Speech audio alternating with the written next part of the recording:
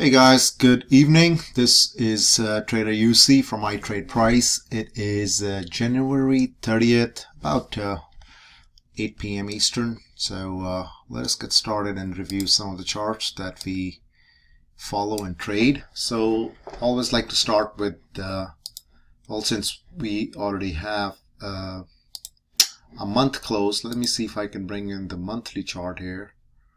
So here's the monthly chart of SPY, and we're still, from the monthly perspective, yes, we are in an uptrend. We're still holding the previous, we still actually closed above the previous month's low, right? So we made a higher high and a higher low in the monthly chart. But if you drill down to a weekly time frame, the drop this week was a little aggressive, right? Because it kind of ate up all the previous 4 weeks of gains, right? And it closed below this short-term moving average in the weekly time frame. We have not had a close below the 9 SMA here in a while, right? So since the early November time frame that already started, right? The stock market has been really nicely moving up. Let's drill down to a daily time frame for a better view, and you can see that this past week we had 2 aggressive bearish trend bars, right? So that means this one particularly, let me bring it up. So this one saw a little bit of follow through, which took the price below this trend line, right? This bullish trend line that the price was maintaining above for the past few months, right? And anytime we get a closure below this what is that yellow, the 20 SMA, we would get a bounce back up, right here. So there was actually no closing below the 20 SMA, but this time we've had 3 closings below 20 SMA. So that is, I'm not trying to scare anybody, but this is something to be kind of aware of, right? So we're sitting right at the 50 SMA in the daily time frame. We actually closed a little below that as well. So something to keep in mind. I think we can test this low, this December low right here where the shaded line is.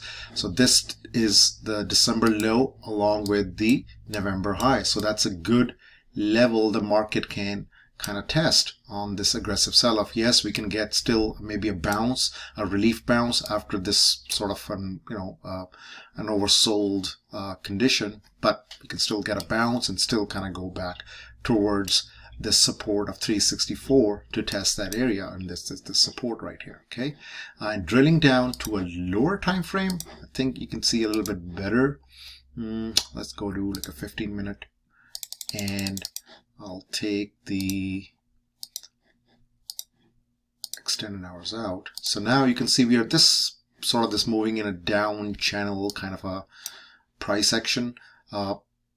Monday morning, yeah, we can see a bounce, but I'm saying that if this trend line, this channel top bottom line breaks, we can definitely test 364 area here. Okay, for the bullish scenario, the daily bar, the next 2 days, Monday, Tuesday session would really have to be aggressive ones, right?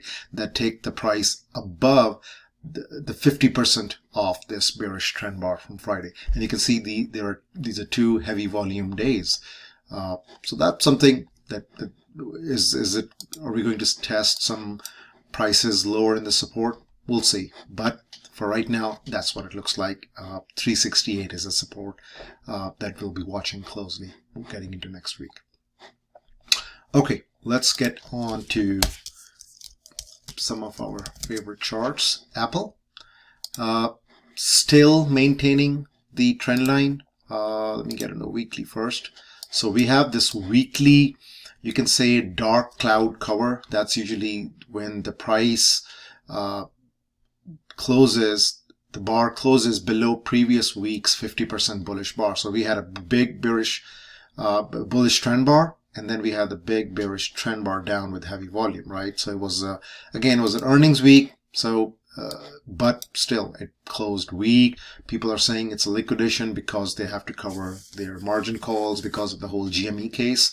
Who knows, but we'll just go with the chart. It is a dark cloud cover pattern, which means a little bit of lower prices in the future unless something drastically changes in the daily time frame. Let's see. So the daily time frame, we had this nice peak to the upside, and then after a couple of days of consolidation here above 140 area, we saw these aggressive moves down back towards the early part of January, where we were trading something close to 128 or 126 can be a good buy zone, I think, because we have multiple touch points here, right at the 130. We bounced from on Friday, so just a little bit below 128.5 we have this support right here, and then we have these touch points, this touch point right here, and then some right here as well. So historically an important area to watch, 128.5. If we get below that, we have this heavy support area around 126.9, right? That's provided support on multiple occasions here in the recent past. So look for at least a touch, first touch bounce. Again, 50 SMA kind of coincides with that area as well. And if I drill into a lower time frame, let's say, let's do 5 minute and zoom out, you can see a whole lot of this area coincides with a lot of reasons to play that bounce or buy there around 128.5. 50 SMA, this weekly support level between 128.5, 126.9, channel support on this, these yellow dashed line, or this is the recent channel down. So anything, if we come on that channel, if the price, let me pick the right tool here. What I mean to say is, so the price has been trending in this channel, right? So if it tries to come back towards 126.9 area, right? It's been trending like this. So if it does not get above this one and tries to break below 130, gets around 128.5, 126.9, a good area to get long, right? Multiple things working out. So definitely it can see a bounce. But if it moves up, gives a relief bounce here, look for 135.6 to be the first resistance, right? Anything over and above, we'll see 136.8 area as the resistance. Okay. Here's the Amazon chart. Again, we got rejected from the triangle top trend line, right? And but this time again, we have the earnings next week, so it can all change. Either way, we can just break out of this triangle towards the upside, which a whole lot of people have been trying to play that move and see, or waiting for that move to happen and eventually break out of this triangle towards the upside. And earnings can be that catalyst, because essentially the whole market has gone and moved up and down, except Amazon is just been stuck in this 3350 and 3100 range for the longest time. So this is the time it can just kind of break out based on earnings next week, or it just breaks down below this triangle. So I think since we've been getting tight in terms of the price action, it's getting close where this thing can kind of break out either way. Here's the daily chart. Again, I won't really focus that much with earnings in the next couple of days. I think my price action will probably remain a little bit elevated because of the earnings, but won't get too much involved in the price action, because earnings week can be erratic in nature. Okay. Here's PayPal weekly chart. Traded this name actively for the past few weeks, mostly on the long side, since we were in the uptrend, right? We were holding this nice channel shown in the green trend lines. We were holding that level. We tried to break out, but we couldn't do that. And in fact, we got a break down here with the sort of a bearish weekly bar, right? Bearish engulfing. Moving on to the daily time frame, you can see we broke down from this channel here, right? Let me get my tool here. So we broke down from this channel again, we couldn't really get above this 254 area.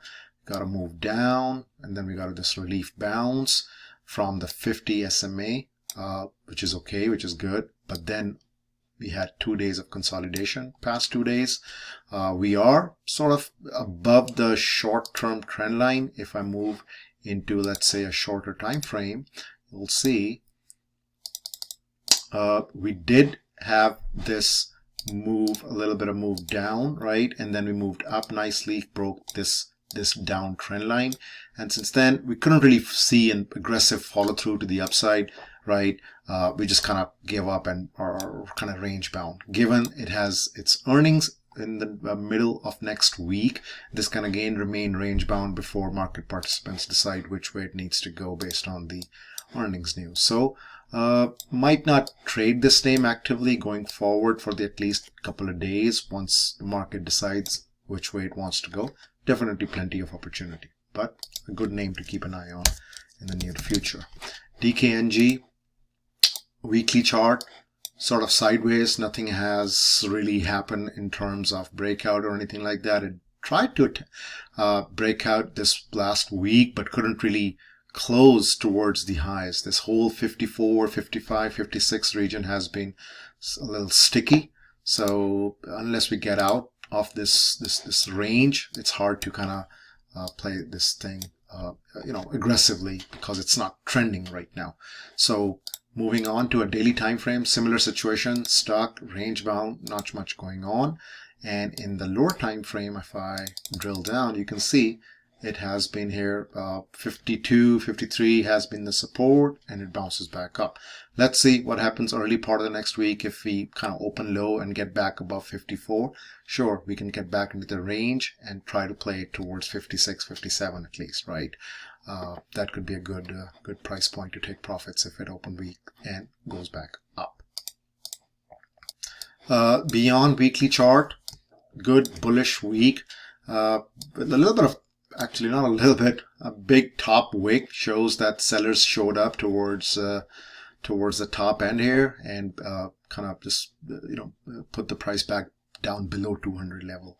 So nothing to do except that yes, it's a bullish week. In the daily time frame, however, you can see it's the move down has been a little bit okay, not too aggressive after this initial move up towards the 220 area. Since then, the bars, the daily bars are sort of overlapping, yes, with top wicks, but this recent last day's Friday session was an inside day, right? The range was within the Thursday, and the price did close towards the low end. So we have this big gap between 164, 160 level and all the way to 177. So we'll see how market wants to react if it opens in the gap here, and if it gets bought up, or if it gets rejected and gets back all the way down towards 164. So we'll just have to kind of play however the market decides to play it. But in the lower time frame, plenty of trading opportunities because it moves a lot. It gives a good daily range, good setups, sort of making this not a bull flag, I would say, strictly speaking, but sideways consolidation. So not bad. If we try to get above this this trend line here, let's say we open here and then we get back above 183, which will mean that it's also breaking out of this horizontal price resistance, but also this trend lines resistance as well. So multiple reasons for you to get long, because it will be red to green kind of a move, which can always lead to good aggressive prices towards the upside, because the people who are short, they would like to cover and kind of drive the prices higher. However, if we open with a gap up, I'll just have to see if it falls back down, tries to fill the gap here, and then bounces back up or not. And if it wants to go down and fill the gap towards the downside. So multiple ways to play based on your plan, based on how the market opens that stock that day. Facebook chart, weekly chart, again got sold off from that downtrend line. That has been a major resistance level for the price to get above. It has not done so in you know, here in the recent few months actually. So until or unless we are above that, it's hard to, you know, be aggressive, at least on the longer term perspective, because we're already, this is a weekly chart and you can see this is pretty kind of a bearish. Mostly after this kind of price action, you don't see a big bar down. You usually see an inside bar, or, you know, just a small bearish bar, or maybe a hammer or something. So given we have a support here, we have a support here, so we'll see how it handles anything below 250 all the way to 244. If it holds, bounces back up with a bottom wick, that can be a good swing entry, right? So just something to keep an eye on for next week. In the daily view, we had the earnings. It kind of popped up but then sold off eventually, along with the rest of the tech sector, giving us multiple consecutive bearish trend bars. So, and in the lower time frame, here is how that kind of a channel looks. So 261.5 is sort of my level that I would like to see the price trade above to feel be aggressive, at least on the intraday basis, towards this 266.6 or towards this 265 even. Anything below 254, that will be the breakdown from the Friday's low. 252 is the weekly support, unless or until we get below that. If we get below 252.7 and this trend line channel holds, that is nice, because then we can get a nice bounce from there. If, however, we break down from there as well, then 244 definitely is in the ballpark for this chart. Okay, let's get into Netflix. Was a little bit of disappointment after the earnings, right? It kind of broke out nicely on high volume, closed at like one of the highest levels it has the week before this one, but then we had this pullback. Yes, it did give a big, not a big, but a decent bottom shadow, bottom wick, whatever you want to call it, which shows that buyers got interested here at these levels. But I'm not aggressively long this one right now, at least, until unless it, you know, the price action improves in the daily time frame and we get a closure above this downtrend line, right? On mid last week, we had this big bearish bar down, and then next day we gapped up and moved all the way up towards 550, and then we had this sort of a small bearish looking bar within the range of its previous day. So sort of range bound for the past 2 days, but it can get interesting once it gets either close to the lower end of this channel, where it can be a nice nice buy, nice swing play even, right? Because we have a support level from right here, and channel support, which is right this one, and this one right here as well, which is at 503 level. But that would be my target in case we break down from here. But if we move down here, something like this happens and move back up, I will look for this trend line to be broken to play the long on this name. Okay, I already have some shares that I'm swinging from past week, so I'll just probably add more once it gets into these important key support levels, because what you want to do as a trader, if you're swinging, is you don't want to average down just because something is falling. You want to average down at key important areas, so that not only you're improving your average, but you're improving your average at nice solid support levels where the chance for something like this to bounce is high. Okay, let's get into Zoom. Really like this name as well. It's been holding nicely here. Earnings are kind of far right now, a month or month and a half out. But the good thing is that it was in this long-term downtrend line that it broke out of, and now it's kind of like consolidating, making a flaggish kind of a move actually in the daily time frame, which is much more visible nicely, right? It's making this flaggish kind of a move sideways, holding the 20 SMA on a closing basis. It does move down from this yellow line, but then it comes back up and closes above it, right? Even on Friday, you can see it moved down. Thursday, Wednesday, it moved down, but then it would close above that. So that means buyers are interested in this name around this level between 367 and 358. I was a buyer mostly around 364, 365, 366 level. That's where I was buying, and because that's what I kind of shared with members every morning as well. So right now, in grand scheme of things, the price is sort of range bound between 386 and I would say 360 for the most part. Last 3 days you can see, but with bottom wicks here, it shows me that it's a nice buying pressure. But then you can also make the same case that we have some top wicks as well, right? So either way, if I were to play this one long, I would look for this particular trend line, which is nicely, actually much more nicely visible in the lower time frame. Let me put that on. 5-minute time frame like this. So yeah, so if you're playing this one, if you want to play this one on the breakout, look for this trend line to be broken, right? This trend line right here. Or if you want to dip by this name, then definitely 362 to 358 is first, because that's sort of the horizontal price support and also the channel support from right here. Anything below that, if it breaks down, then definitely 353 to 343 is the area of interest where it can kind of drift towards. Okay. Let's look at Square. Again, one of the active names that I traded past week and also shared setups with members. I like this name definitely over the longer run, and right now not sure when its earnings are. Maybe they haven't announced that date yet, but for just technical purposes, the important level is this 226, right? That's where we got rejected 2 times in the past week, right? And we made this low at 197, and since then we have moved up nicely, making higher lows and higher highs.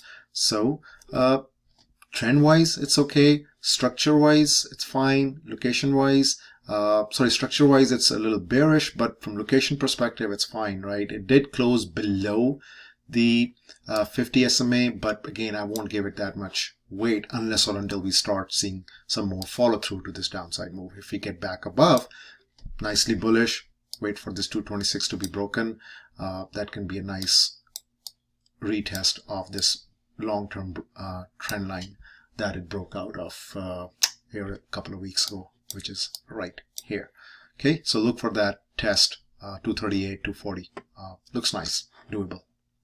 Okay, wanted to review one more chart, Goldman Sachs weekly chart. Let's see. Again, we're getting close to the nice support level where definitely I can play some swing trade around 262, 264 level, because it did, however, break down off its medium-term trend line here. So just something to kind of keep in mind. But let me drill down. Here's the daily sort of downtrend line. Yes, it's been coming down, but it's been sort of, not aggressive on the downside. And you can see in the past 3 days, last week, it did hold this 270 level pretty nicely, right? It kind of, every time it went there, it bounced. But it closed the Friday session sort of a little weak. So that tells me this 266 to 262 can be in play, and by that time this 50 SMA can kind of coincide. So a super nice level for getting in for a buy, and then a little move back up over above 270 or even higher later on. But for right now, at least, that is a good level to consider on any pullback. And if I drill down to a lower time frame, you can see the channel nicely that it has been moving downwards. So there's the 270 level, and if it breaks that down, then the support comes in at 262, channel trend line, 50 SMA in the daily. So a really nice area to start getting long for a swing trade even, or if you want to day trade and see if it bounces from there. So something to kind of keep an eye on.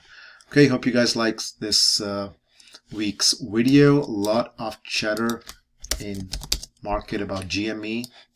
I made some levels, made a couple of quick day trades, nothing that I'm holding overnight because of the gaps, between close and open are so huge that you risk a lot of capital.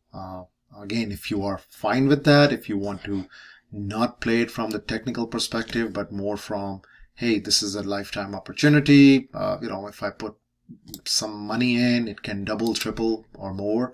But I'm okay with it if it goes to zero. Sure, that can be a play, but that is not a technical analysis based play, right? It's not a price action based play. It's just more emotionally driven kind of a play. And some people are okay with that. Some people like to do that. They make a lot of money and it's fine. But in the longer run, these things are not consistent, right?